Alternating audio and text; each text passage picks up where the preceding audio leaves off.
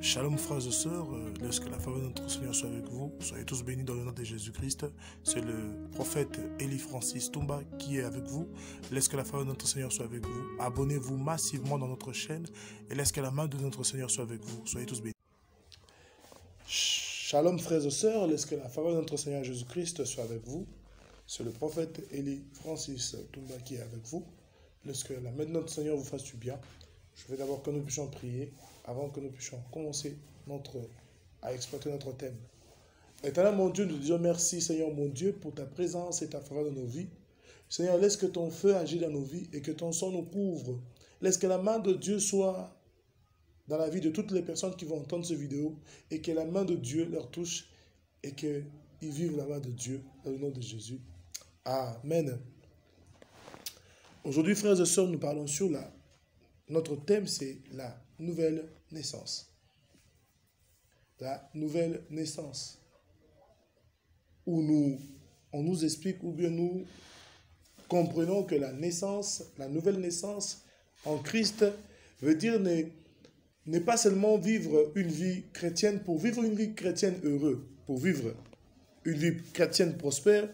Nous devons accepter d'abord de donner notre vie en Christ. Frères et sœurs, nous pouvons aussi être chrétiens, nous pouvons aller prier à l'église, mais si longtemps ne pas donner notre vie en Christ. Comme il y a des gens qui préfèrent vraiment être footballeurs dans le rêve, ou bien ils peuvent jouer le football, ils peuvent être footballeurs mais locaux, à la maison. Ils peuvent le faire à la maison. Ils aiment bien le football, mais ils ne savent pas vivre cette expérience-là d'exceller en ça pour devenir professionnel. Pour devenir professionnel, vous devez aller dans des écoles de foot où on doit vous expliquer comment faire des passes, comment faire toutes ces choses pour faire que vous puissiez comprendre le football et pour que demain vous soyez sélectionné pour être un professionnel. Et il y a aussi certains qui sont nés avec ces dons innés pour être footballeurs. Mais sur la naissance, sur la nouvelle naissance, frères et sœurs, nous avons des frères et sœurs qui prient, qui partent à l'église, qui passent leur temps, qui écoutent chaque jour la parole de Dieu, qui sont parfois enfants de pasteurs, qui sont parfois enfants des hommes de Dieu, mais qui n'ont jamais donné leur vie en Christ. Et vous verrez ce genre de catégorie de personnes-là, ils passent beaucoup de temps de jeûne. Ils jeûnent pour ceci, ils jeûnent pour cela, ils jeûnent pour ceci. Ils n'expérimentent pas une vie prospère en Christ. Comment? Parce qu'ils ne sont pas nés de nouveau.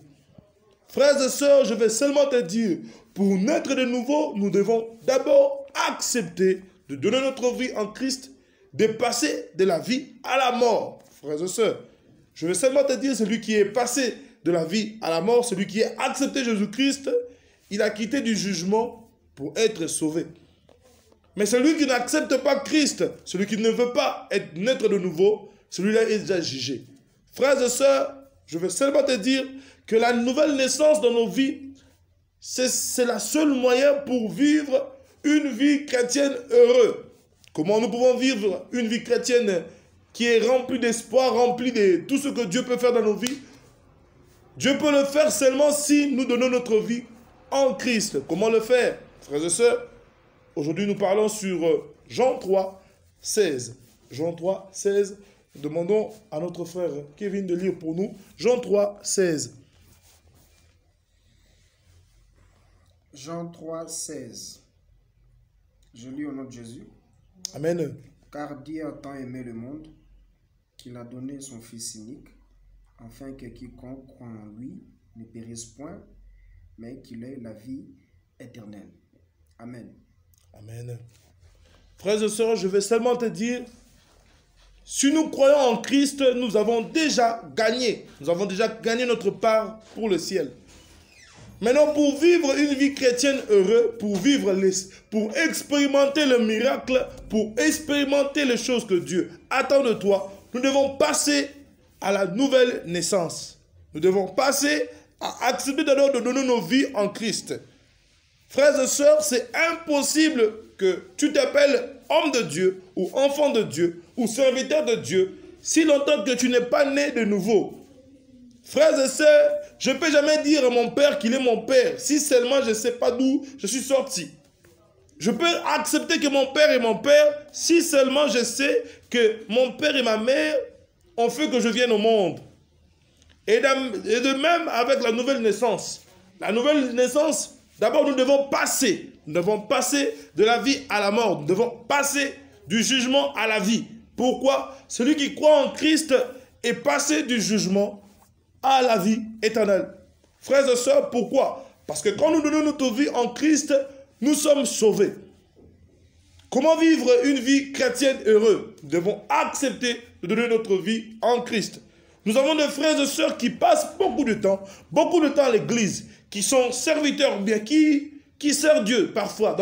Ils sont parfois musiciens, ils sont parfois batteurs, ils sont parfois des guitaristes, ils sont parfois des pianistes. Mais si longtemps qu'ils n'ont pas donné leur vie en Christ, vous verrez parmi ces frères-là, il vient à l'église, il écoute la parole de Dieu, il chante, il exerce soit dans certains maniements de certains instruments qu'il sait bien, mais si longtemps qu'il n'a jamais donné sa vie en Christ.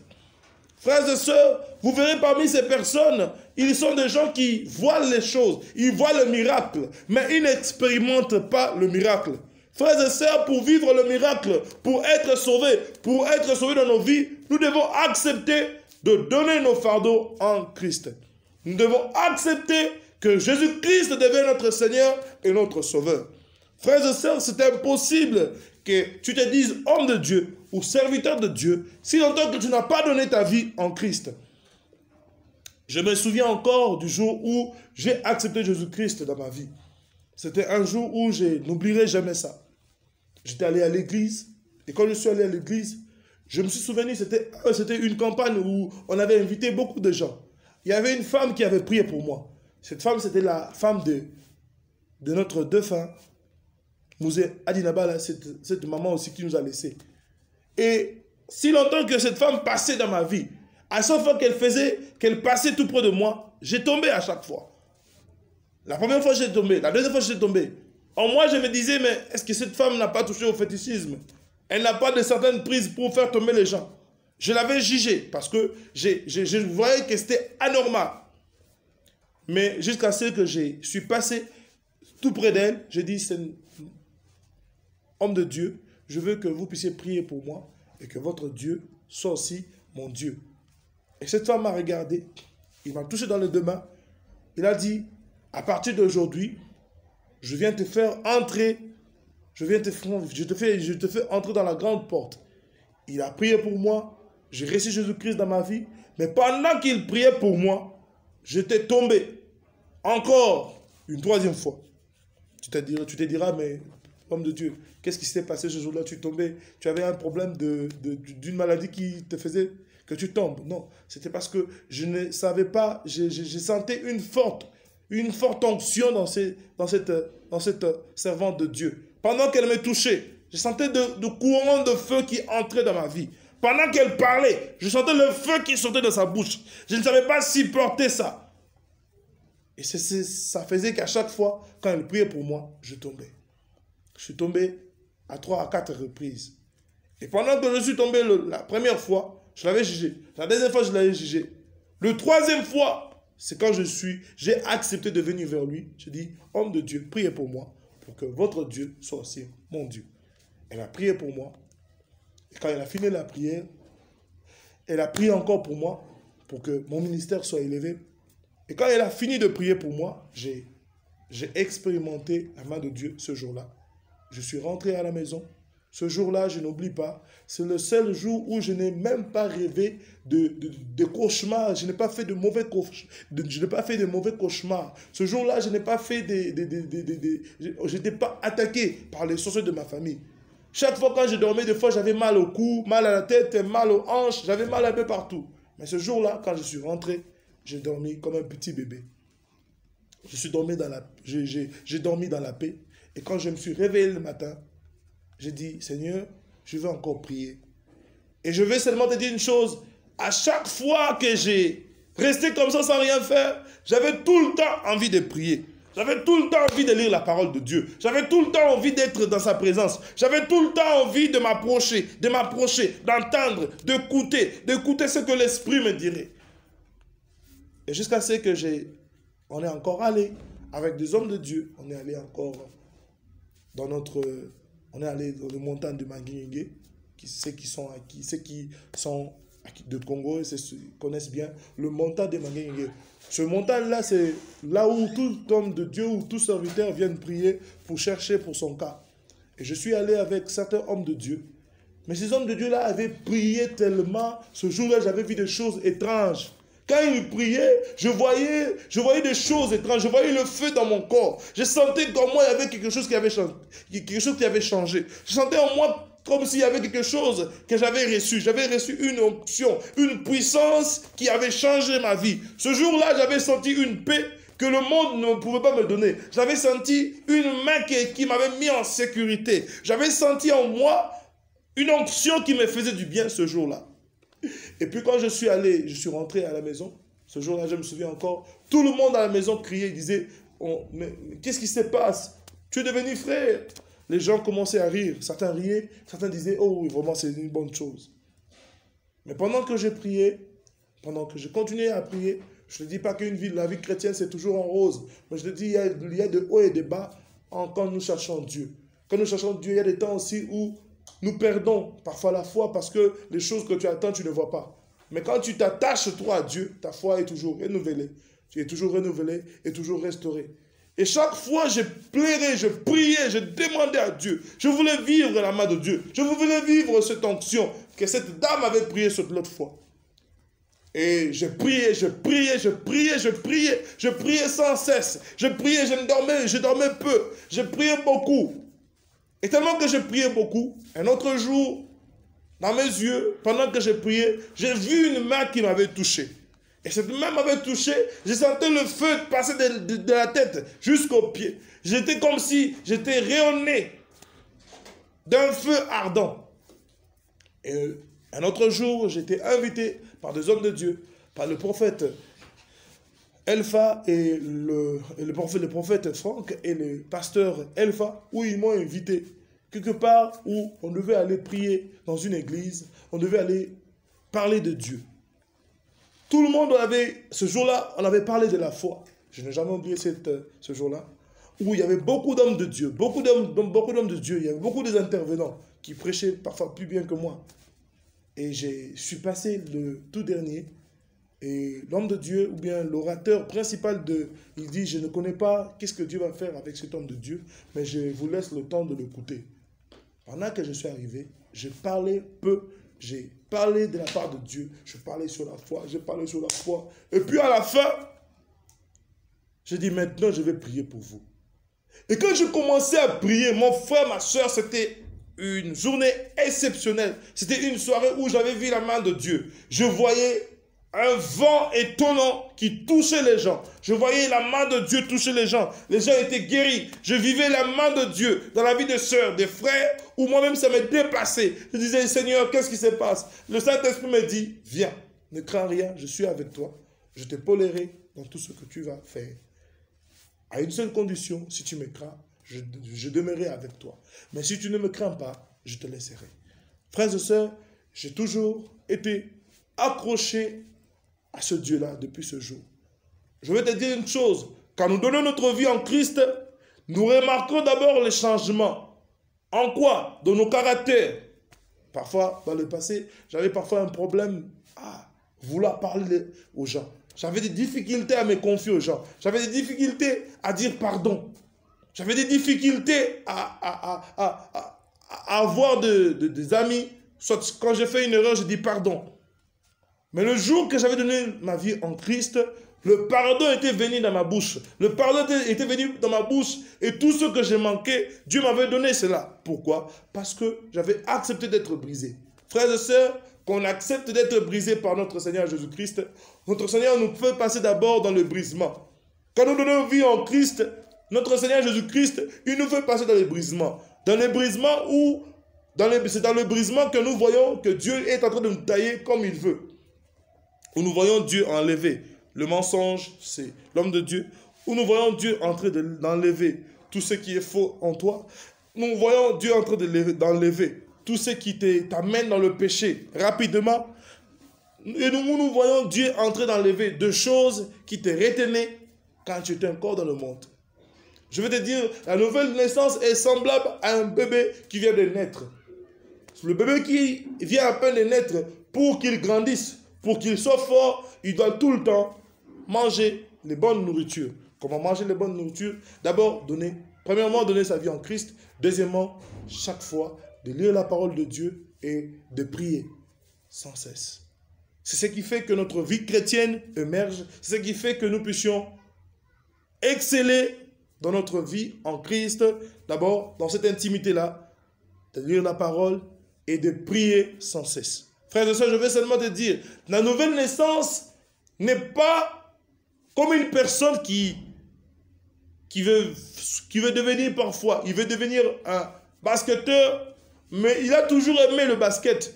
Mais cet homme-là n'a pas fait le premier pas. Comment faire pour mieux jouer? Comment faire pour exceller en ça? D'abord, il faut aimer. Et la nouvelle naissance nous amène d'abord à venir en Christ avec tous nos fardeaux. De venir en Christ avec tous nos péchés. De venir en Christ avec tout ce qui nous retient. Frères et sœurs, parfois nous avons des péchés qui nous retiennent. Nous avons des choses qui nous retiennent. Comment vivre la nouvelle naissance en Christ? Cette nouvelle naissance en Christ, nous la vivons quand nous acceptons de donner nos fardeaux en Christ, quand nous acceptons que Jésus-Christ devienne le maître de nos vies. Comment Christ devient le maître de nos vies? Quand nous laissons le volant de nos vies, quand nous laissons tout ce qui est de nous, quand nous laissons nos décisions, que nous ne puissions plus parler, mais que Jésus-Christ prenne le contrôle de nos vies. Dans toutes les choses que tu veux faire, nous associons Dieu. Et c'est Dieu qui te ouvre le chemin. Et c'est lui qui est le chemin de la vie, qui te fait du bien. Et qui te montre, qui te dirige, qui devient comme une signalisation pour te montrer où tu dois aller, où tu ne dois pas aller. Frères et sœurs, il est impossible qu'une personne qui dit qu'il a fait 20 ans, 15 ans, 30 ans, 40 ans, 50 ans en Christ, si longtemps, ne pas connaître la nouvelle naissance. Si tu as fait beaucoup de temps en Christ, et si tu n'as pas donné ta vie, mon frère, ma soeur, c'est impossible que tu vives l'enlèvement. Nous ne sommes pas enlevés à cause du bienfait. Nous ne sommes pas enlevés parce que tu faisais du bien aux gens, parce que tu donnais manger, parce que tu donnais une habitation aux autres. Mais nous sommes enlevés, nous serons enlevés parce que nous avons donné nos vies en Christ. C'est en Christ que nous avons obtenu cette clé qui nous ouvre la porte de la nouvelle naissance. Et quand nous entrons dans le royaume de Dieu, nous venons, nous excellons, nous sommes bébés d'abord, nous avançons au fur et à mesure, nous lisons la parole, nous prions, nous lisons la parole, nous prions et de fois nous jeûnons. Cela nous pousse à accueillir le don et à acquérir aussi la maturité en Christ. Frères et sœurs, il est impossible de dire que nous avons donné nos vies en Christ et nous avons vu parfois l'histoire de Gamaël. Gamaël était un homme de Dieu. Il était un expert de la parole. Il lisait la parole, un docteur. Mais Gamaël avait un problème. Quand il a rencontré Christ, Christ l'expliquait sur la nouvelle naissance. Gamaël disait, est-ce que normalement l'homme que je suis déjà grand, je dois passer du ventre de ma mère et renaître encore? Christ lui dit non, tu es déjà près du royaume. Mais le Seigneur Jésus-Christ lui a expliqué la nouvelle naissance. Nous avons vu Gamaël, malgré l'expérience, malgré le temps qu'il a passé en Christ, le temps qu'il a passé en Dieu, pas en Christ, le temps qu'il a passé en Dieu, le temps qu'il a passé comme étant docteur de la parole de Dieu, si longtemps ne pas connaître la nouvelle naissance. Il y a beaucoup de gens, beaucoup d'hommes de Dieu, beaucoup de serviteurs, beaucoup de docteurs, qui sont serviteurs, mais si longtemps ne pas connaître la nouvelle naissance. Je connais encore un frère, je me souviens, c'était un frère, aujourd'hui c'est un prophète, il s'appelle prophète Daniel, où je l'expliquais sur la nouvelle naissance. Pendant qu'on parlait, on priait avec lui, on parlait seulement de la parole de Dieu, on parlait. Le Saint-Esprit est descendu sur lui. Après qu'il a donné sa vie en Christ, nous avons vu le feu de Dieu descendre dans son corps. Le frère Daniel était restauré, il parlait en langue, le feu était descendu, l'onction de Dieu l'avait environné. Comment? Parce qu'il a été baptisé par le feu. Et puis quand il a donné sa vie, il a d'abord, premièrement, il a donné sa vie en Christ. Quand il a donné sa vie en Christ, on parlait. Et puis on parlait de ce que Jésus-Christ peut faire encore. Pendant qu'on parlait, je disais, je vois le feu de Dieu te toucher. Et directement, il était restauré. Le feu l'avait touché. Le frère Daniel avait revêtu le feu. Aujourd'hui, c'est le prophète Daniel qui fait vraiment beaucoup du bien quand je l'entends. Et pendant que le feu l'avait touché, le frère Daniel avait restauré. Aujourd'hui, c'est un prophète qui sert aussi Dieu et Dieu lui fait aussi du bien. Je vais te dire une chose, et c'est un enfant du pasteur. Oui, depuis qu'il est né, il a dit depuis que je suis né, je n'ai jamais vu le feu là que vous dites. Je n'ai jamais vu ces choses. Je n'ai jamais vu ces choses. Je l'ai vu avec vous. Frères et sœurs, il était enfant de pasteur, il a passé beaucoup de temps.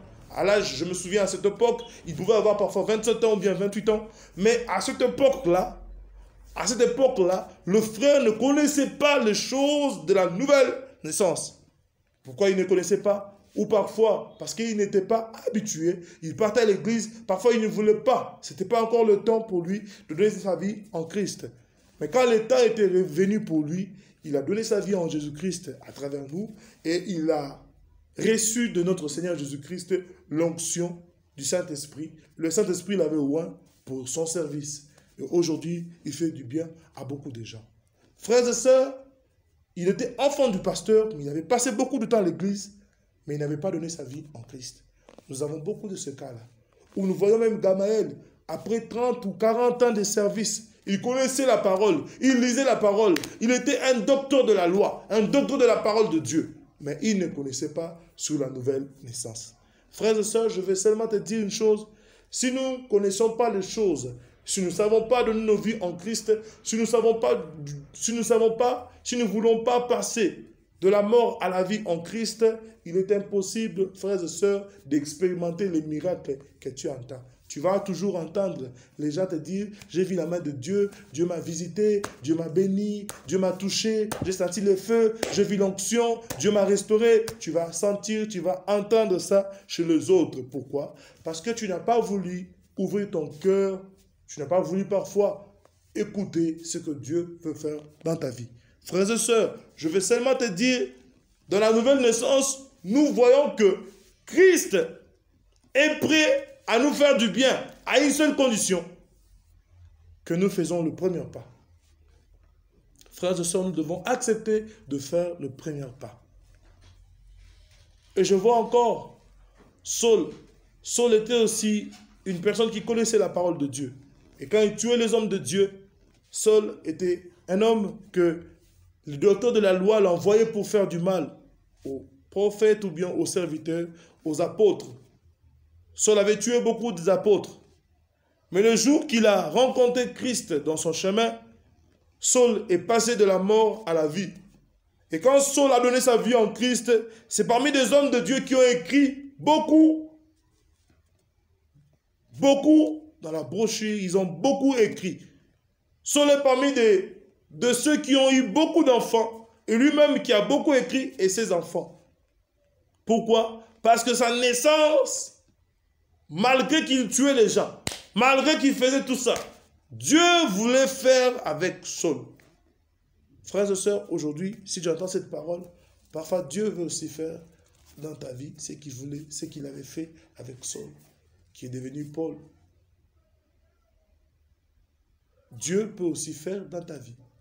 Dieu, si tu entends cette parole, le Seigneur t'appelle, mon frère, ma soeur, à changer, à quitter de là où tu es, à venir en Christ pour donner ta vie en Christ, donner tes fardeaux, et que notre Seigneur Jésus-Christ devienne le maître de ta vie.